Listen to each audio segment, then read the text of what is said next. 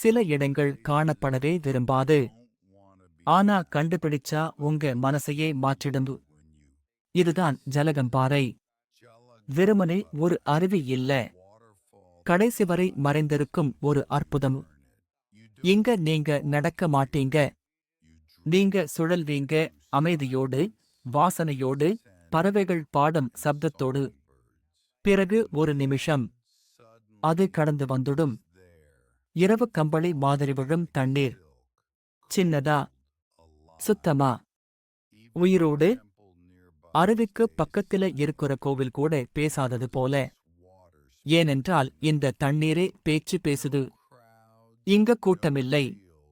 வீடியோவில் வைரல் ஆகுற ரீலும் இல்லை. நீங்க மட்டும்தான். அந்த அமைதியோடே விட்டுவிடும் ஒலி மட்டும். எல இருந்து வெறும் 14 கிலோமீட்டர் தான். ஆனா சத்தத்துக்கு மத்தியில் இருந்த வாழ்க்கையிலிருந்து முழுக்க மாறிப்போற இடம். இந்த அமைதிக்காக ஏங்குற ஒருத்தரை டேக் பண்ணுங்க. அவங்க இதை கண்டுபிடிக்கணும்.